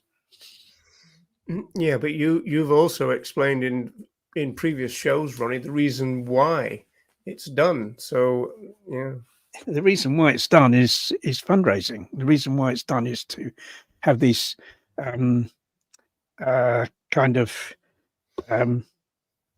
short time welfareist victories, and so that people make donations. Oh, there's a victory, and they've won a victory here. That supermarket no longer buys products from that particular farm. Of course, they still buy products from other farms that are just as bad as that particular farm that they no longer that they've been persuaded no longer to buy the products from. But there we go. It's a victory, isn't it? But I mean, it's not really a victory, but they can proclaim it as a victory. I think it's psychology at this stage, because you see that. I mean, over the years, how many times have you seen, a social media post victory, and then there's nothing much there, right? And so, but they're not going to go, oh, a little did he step forward. I mean, they're not going to say that, are they? No, but it's all about it's about two things. I mean, it's about fundraising, and it's also making people feel that they are achieving things, because so many things that are proclaimed as victories, when you really look into them, they're not really victories at all. If we've managed to persuade a person to go vegan, that's a victory. That's a victory. But we so often don't know who we've successfully educated, do we? We don't get very much feedback on that. But what we do know, you do sometimes, but not as much as you'd like. Yeah, but what we do know is that the more information about veganism we can spread, the more people will become vegans, because every single person who became vegan, the two of us and all the people listening to this and who will listen to this, and all the other people who are vegans, they all became vegans because they received some sort of information. It may have been a leaflet, it may have been an article they read, they may have seen a poster, it may have been a video, on the internet, or an advertisement, or a number of those things. It was as a result of the receipt of information that those people became vegan. So therefore, the more information promoting veganism we can get out there, the more people will become vegan. And so that's what we have to do. And I think there's an obsession. There's this obsession with getting feedback, with getting results. And I kind of don't really I kind of don't really kind of go along with it. Maybe it's me. I don't need that. Personally, I don't need it, and I suppose because I don't need it, it's difficult for me to understand why other people need it so much. You know, Yeah, I but know as that. I said, it's to do with psychology. I mean, there is a leading proponent of pressure campaigns who has said that they need that kind of boost of a victory or some kind of something Even closing down, something happening that you can regard as a kind of a victory of a battle, if not the war. even when it's Without that, they wouldn't have the momentum or something like that. even when on analysis, that isn't a real victory. No, That's they need. It's almost like they need the kind of campaigning boost of it. Yeah, but it's not. If these people want animal liberation, then they kind of need to think and analyze. The process by which we achieve that, and that isn't by gaining victories that aren't really victories, is it? Well, the other way to see it, though, Ronnie, is that they don't get the victories that they kind of need. They might just stop altogether. Well, yes, but it kind of it does make you think about what kind of what is their sort of what is their fundamental motivation? If the fundamental motivation is achieve animal liberation, and then they're going after these so-called victories that aren't really victories. I just think they'd say, "Well, Ronnie, I'm human. I've got needs myself. Without that, I'll be depressed and don't feel as though I'm getting anywhere, etc., etc." Yeah, but I mean, I kind of, every time I go out promoting veganism, I get a boost. If I went out the other day and delivered 100 leaflets through people's letterboxes, well, that gives me a psychological boost because I know there's a chance that some of those people, even if it was one of those people, might go vegan because reading that leaflet, or it might be part of a process by which that person becomes vegan. I know that, and because I know maybe that, it's something to do with certainty. If somewhere like I don't know, a kind of a farm breeding cats for vivisection, for example, if that closes down, that's certain. Whereas you've got the It's certain that farm closed down. What isn't certain is that you've actually spared any cats from experimentation because. Yeah, but you don't want to go that far because again, you've got it's like a little hit, isn't it? You got a little. Yeah, but we have to go that far, don't we? This is not about personal gratification. This is about achieving animal liberation. Well, we're humans, Ronnie.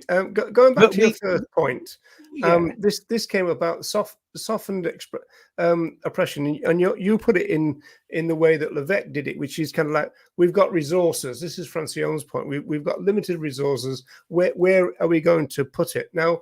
As far as I know, and correct me if I'm wrong on this, people in the chat, I think there are some accounts which say that it was the kind of slave welfare campaigns which brought about the end of slavery, or there are other accounts which say that it was a mix of the two. I mean, I kind of honestly don't know.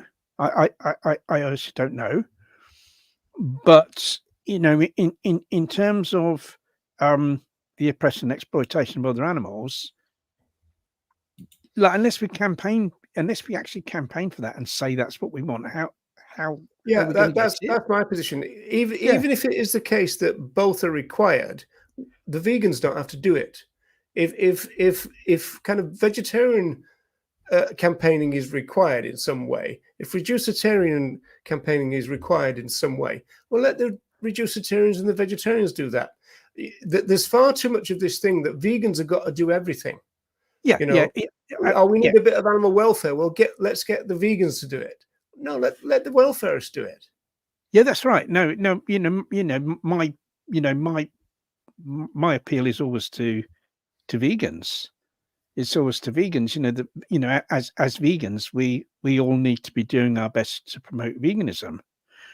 and all organizations and campaigns who kind of say that they're promoting veganism or saying that they want an end to the exploitation and oppression of other animals. If that's what they're saying, and that's what they need to focus on, and not put their resources into things that aren't doing that. Well, and another thing, which is probably where we can finish, really, is right down your street, Ronnie, is the fact that obviously James LaVeck is very tuned into the grassroots and the needs of the grassroots, which of course is your shtick in a way, isn't it? About I mean, you've just said that a lot of the national groups are doing this, that, and the other, and a lot of it is for fundraising. The grassroots don't tend to do that because they've got no jobs to kind of supplying that kind of thing. So in that sense, I've always thought that the grassroots were it sounds a bit pompous, but kind of a bit purer. But yes, if you've got a suite of offices and you've got staff to pay and you've got pension funds, then fundraising becomes your number one priority. And you'll tailor your campaigns to raise funds rather than tailoring them to actually, bring about, doing the best thing to bring about, a vegan run world, an animal liberationist society. That's going to be second, isn't it? Be second in your priorities. Whereas you don't have to worry about, about paying staff. You don't have to worry about all those things. You can focus just directly on promoting veganism. I thought this problem, as such, I mean, like it started with me in the 1980s with the Federation of Animal Rights Groups. The fact that you think, well, you do need a slush fund, or you do need some money. I thought Patreon would be the solution, but as usual, it's always the big people who get all the money, and I sometimes wonder whether that's just the fact that they're visible, but I do sometimes wonder about the people giving. Like, why do people give to already rich individuals or already rich organizations when there are loads of people doing a lot of good work which need the money far more than that? I don't understand that, Ronnie. I think it's to do with visibility and kind of ease of doing it, to be honest. Like the squeakiest wheel gets the oil. It's that kind of thing. I think it is very. I think it kind of is But very that much. means the people giving the money are not doing any research. No, I don't think they are. I think that kind of because I think sometimes giving money can be a substitute for activism, or it can be what someone does. Yeah, but that's even more reason to make sure it goes to where you want it to go to, surely. Well, I think it. I think it kind of being sat in a Panamanian bank account, is it? No, but I think it's just that people, and I think this is a trait, a general trait of humans, that they're kind of not to look into things very much and not to kind of think at any kind of distance, that kind of what's immediately in front of you is kind of what you deal with. And I think because these big organizations with all their advertising and campaigning and mail outs and stuff are what is like immediate in front of people. That's what a lot of people go for. Because it's just there and it's easy and it's in. I understand that. What do you make of this? This is almost like a pharmaceutical kind of point that we often make, which is that it wouldn't actually benefit the pharmaceutical industry for everybody to get well, right? And so rather, it's like more like sickness perpetration kind of industry. And so this is this kind of point. Do you buy that it's actually in the interests for animal exploitation not to end for some of these groups, or I mean, surely we must take it on good faith that even the ones that are doing stuff in the ways that we don't like, they actually do want the same thing, don't they? I mean, I think they want it to end. I think they kind of, I think they probably see that situation there as one that's kind of not going to arise anytime soon. I think that's kind of how they say that, that Why they does know. Leonard go, I'm all for doing it gradually? I mean, why would you say that?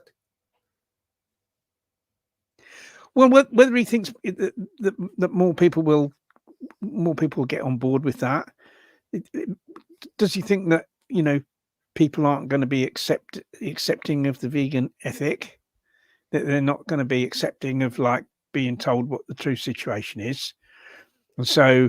Well, I'm not quite sure those two things are connected. It's more like we want animal liberation, but let's do it slowly. It doesn't make any sense, does it? It's kind of yeah, but there's kind of either he doesn't really want it himself, and that's his kind of way of like approaching that. Yeah, but that's the point that Debbie's raising. Yeah. Are there people who don't actually want it, or is it just the fact that they do want it? It's just that they've got reasons for kind of advocating their particular way. Whereas, because if it's that they don't actually want it, that's even worse than them doing it. Well, wrong, yes, I mean that is even worse. And you like to think that people are genuine, even if they're mistaken in the sort of the way forward that they're advocating. You like to think that they're kind of genuine in their in what they eventually want to see. And what do you think? I mean, do you think they are? I mean, you kind of need to think that, don't you? You kind of need to start from that position, unless you have evidence to the contrary. I think you have to presume that yes, they genuinely do want animal liberation, and like you have to kind of take that as a given, and then go into a critique of the ways what they're advocating as a way of achieving it, really. But I think there is kind of we are in a very confused movement if we're talking about the movement as being everyone that kind of eventually wants to see animal liberation at the end of the day. If that's kind of how we're going to kind of categorize the movement, then there's so much confusion going on. That's interesting to me, because if you look at the concept of new welfarism, when Francione first brought that together in 1996, he saw them as abolitionists. It's just that they were doing it in a kind of weird way that theoretically wasn't good, and even practically wasn't good. But he did accept that they were abolitionists. And then by the time we get to like 4 or 5 years later, with books like Animals as Persons, for example, he changed that, and he kind of suggests that some new welfarists don't actually want it anymore, or never did, or something like that. And I think that might have been the Francione's kind of fan base, if you like, were pushing for that change. No, we can't regard them, because, for example, one point I remember making years and years ago was, if you think about compassionate animal farming, which is mentioned in the film, are they abolitionists because they want to abolish the battery cage? No, in terms of my kind of what I regard abolitionism to be, no, they're not. The only way of being abolitionist in relation to to chickens is to want chickens no longer to be oppressed or exploited by humans, full stop. But in terms of their own remit, I mean, don't forget this organization was founded by a dairy farmer in 1967.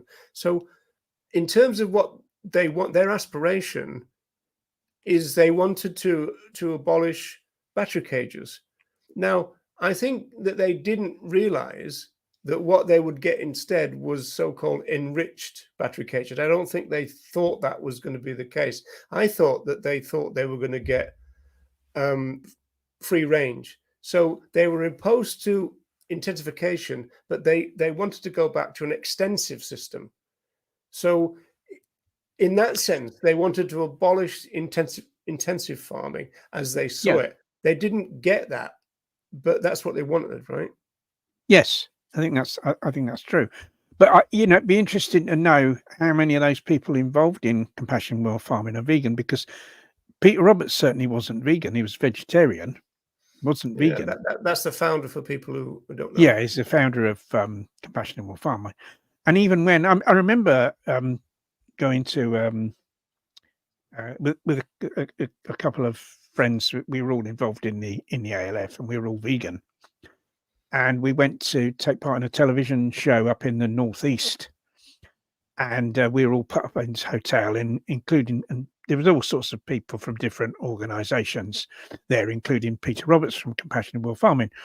I remember we were sat down to breakfast the next day, and we'd brought our own soya milk. I remember the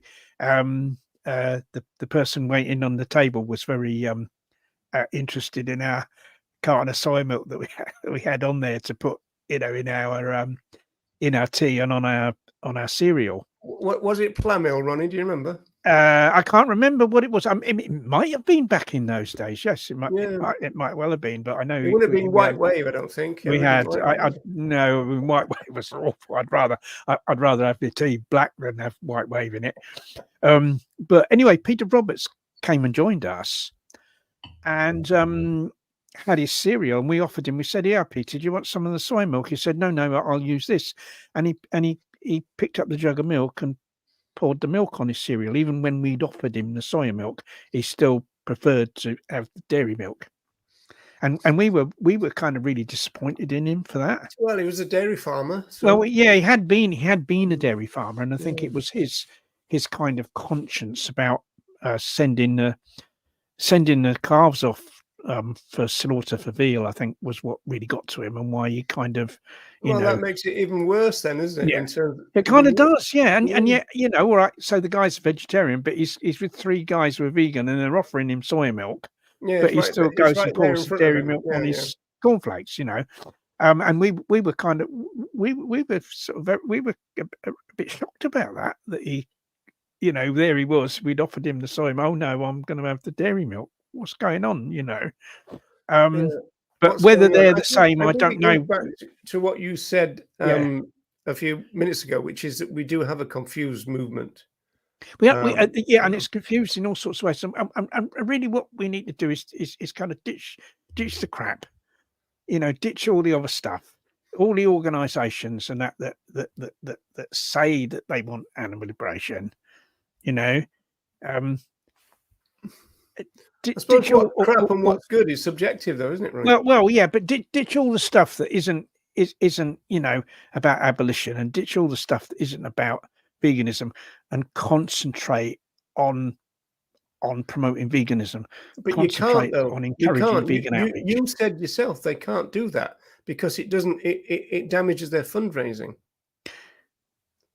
Yeah, well, then get along with fewer funds and maybe don't have so many staff and stuff, but concentrate on the message you need to put out.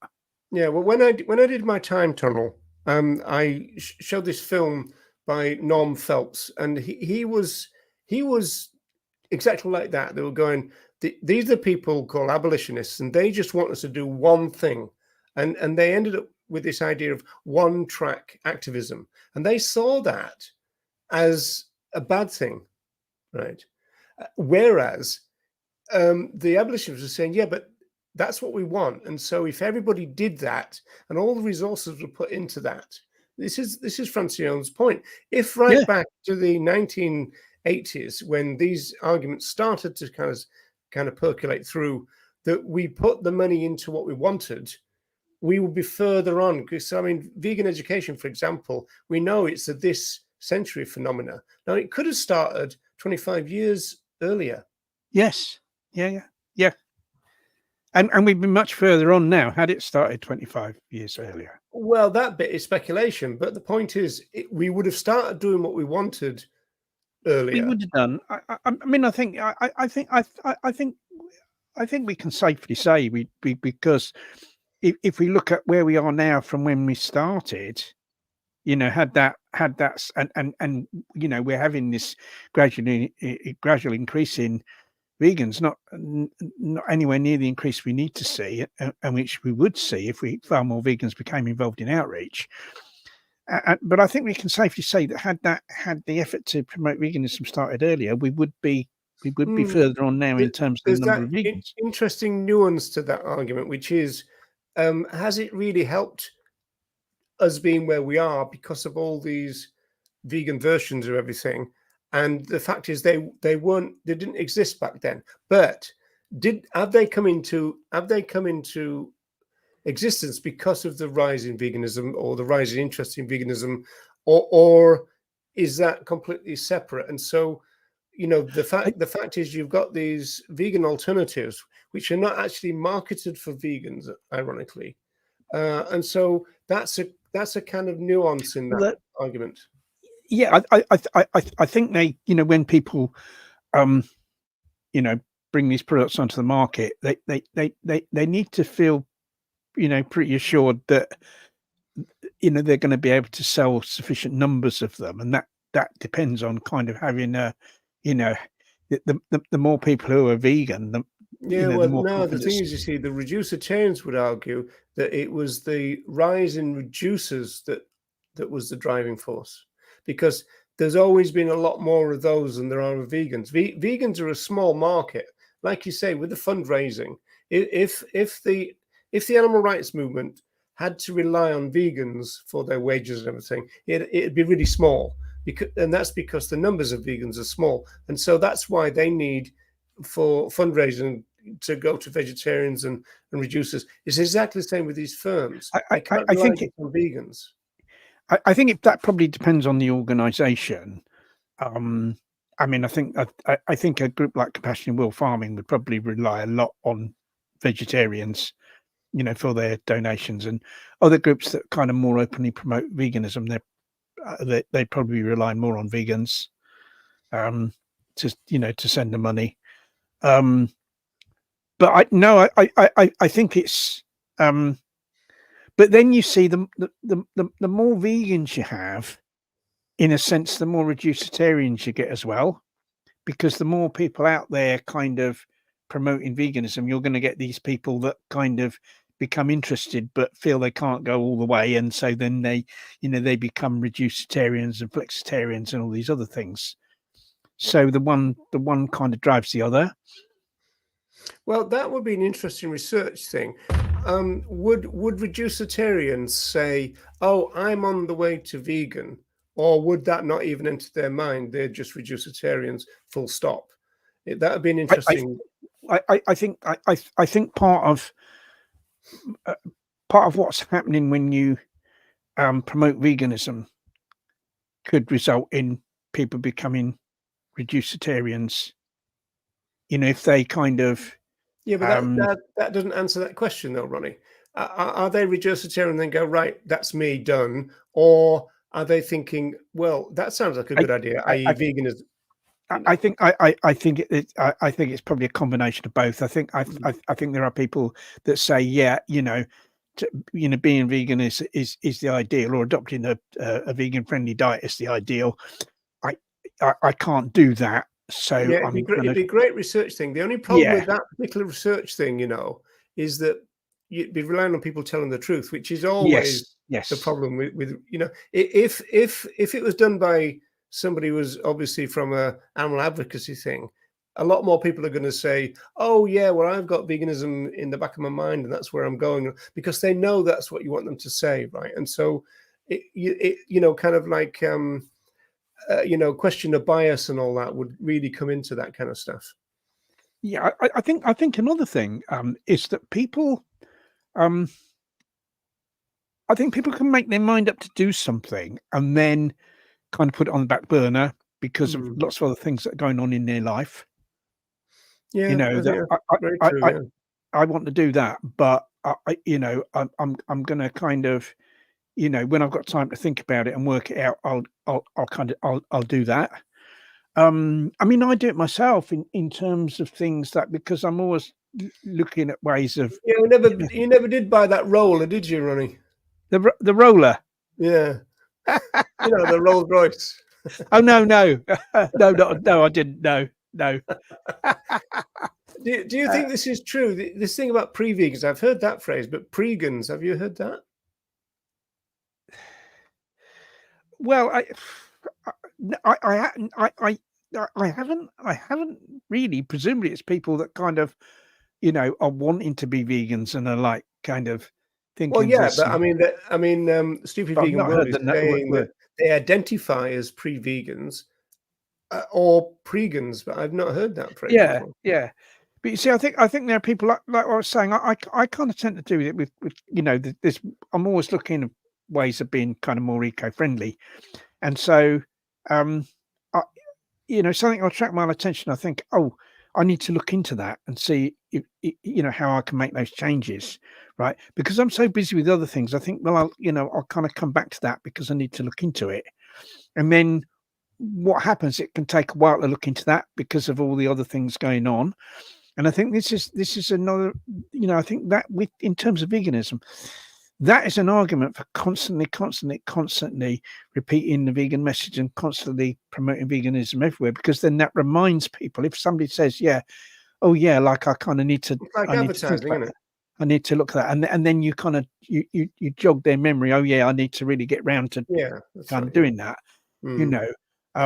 so that, that's another argument for like us repeating, constantly. I think it is getting the definitely, message because out you there. go, oh yeah, that reminds me. Yeah, that's right. Yeah. Yeah, Because I think often that's the process, that people have to kind of have quite a few instances of being exposed to the vegan message before they actually decide to become vegan. Well, Ronnie, we've gone over 2 hours. Would you believe? Our impressive bladders have lasted.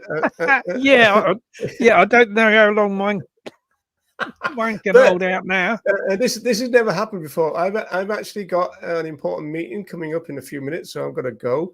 The meeting is about next Thursday, which is the fact that I've got another special time tunnel, and so I've got to go to do some prep for that. But we do have a very special in the sense that I'm going to be talking to the president of the American Vegan Society, who is called Freya Dinshaw, and she's been a vegan for, I think, about 61 years. So that's 10 years more than you, even, Ronnie. Yes. And so I think that I'm really looking forward to that. But I've got some prep to do, so I'm going to have to say goodbye to everybody. So do you want to make your final statement, Ronnie? Well, I was just going to say there was somebody called Jay Dinshaw, wasn't there? Was that Freya? Freya was his wife, yeah. Yes, yeah, that's right. Because I know he was he the founder of the American Vegan? Yeah, 1960. Yes, 1960. Yeah. That's right. Yeah. But we've got our new show next. Same time, same place.